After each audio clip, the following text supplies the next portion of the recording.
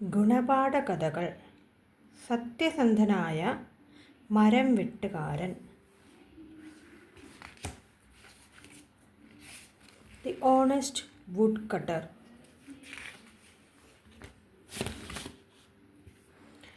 ഒരിക്കൽ ഒരു ഗ്രാമത്തിൽ വളരെ സത്യസന്ധനായ ഒരു മരം വെട്ടുകാരൻ ഉണ്ടായിരുന്നു. ആരോടും പരാതികളൊന്നും പറയാതെ അയാൾ സ്വന്തമായി അധ്വാനിച്ച് ജീവിച്ചു.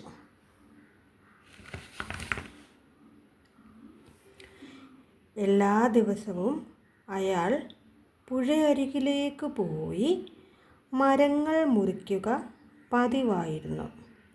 പിന്നീട് അവയെല്ലാം ചന്തയിൽ കൊണ്ടുപോയി വിറ്റിട്ടാണ് അയാൾ ജീവിച്ചു പോന്നത്.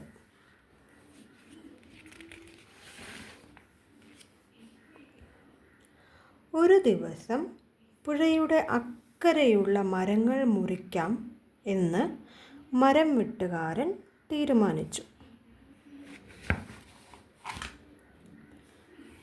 അയാൾ ഒരു മരത്തിൽ കയറി അതിൻ്റെ ചില്ലകൾ മുറിക്കുവാൻ തുടങ്ങി.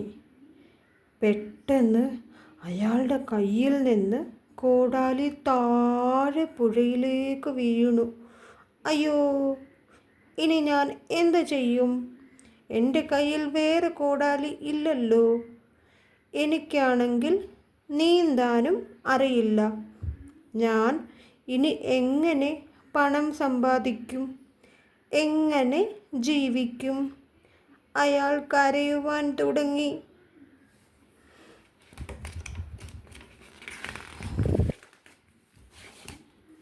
പെട്ടെന്ന് ഒരു ശബ്ദം കേട്ട് അയാൾ മുകളിലേക്ക് നോക്കി. പുഴക്കരയിൽ ഒരു സുന്ദരിയായ ജലകന്യക നിൽക്കുന്നതാണ് അയാൾ കണ്ടത്. അവൾ ചുവപ്പ് വസ്ത്രം ധരിച്ച് സൂര്യനെ പോലെ തിളങ്ങിക്കൊണ്ടിരുന്നു. മരം വെട്ടുകാരൻ പേടിച്ചു പോയി. എന്നാൽ അവൾ പറഞ്ഞു, മരം വെട്ടുകാരാ, പേടിക്കേണ്ടതില്ല. ഞാൻ ഈ പുഴയിലെ ജീവിക്കുന്ന ജലകന്യകയാണ്. നിങ്ങൾ കരയുന്നത് ഞാൻ കേട്ടു. എന്താണ് സംഭവിച്ചത്? എന്നോട് പറയൂ.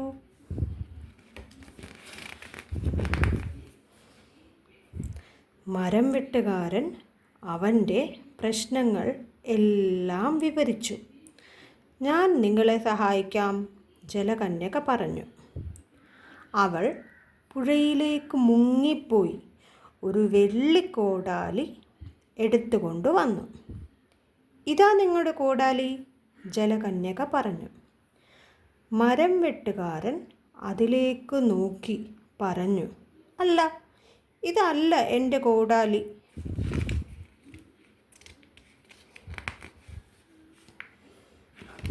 ജലകന്യക വീണ്ടും പുഴയിലേക്ക് മുങ്ങിപ്പോയി ഒരു സ്വർണ്ണ കോടാലിയുമായി പുറത്തേക്ക് വന്നു. അല്ല, ഇതും അല്ല എൻ്റെ കോടാലി, ഇതല്ല, മരം വെട്ടുകാരൻ പറഞ്ഞു. ഇത്തവണ ജലകന്യക പുഴയിലേക്ക് മുങ്ങിപ്പോയി ഒരു സാധാരണ ഇരുമ്പ് കോടാലിയുമായിട്ടാണ് വന്നത്. മരം വെട്ടുകാരന് സന്തോഷമായി. അയാൾ പറഞ്ഞു, അതെ, ഇതാണ് എൻ്റെ കോടാലി. വളരെ നന്ദി ജലകന്യകേ, എൻ്റെ കോടാലി കണ്ടെത്തിയതിന്. ജലകന്യക പറഞ്ഞു, മരം വെട്ടുകാരാ, നിങ്ങൾ ഒരു സത്യസന്ധനായ മനുഷ്യനാണ്. അതുകൊണ്ട് സത്യം പറഞ്ഞതിനുള്ള പ്രതിഫലമായി ഈ സ്വർണ്ണക്കോടാലിയും വെള്ളിക്കോടാലിയും കൂടി ഞാൻ നിനക്ക് സമ്മാനമായി നൽകുകയാണ്.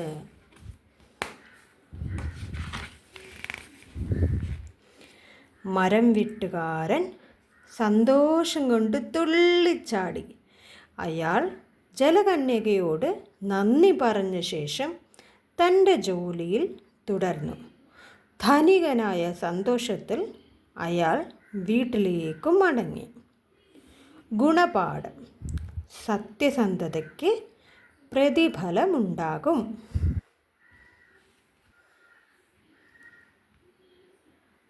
കഴിഞ്ഞു.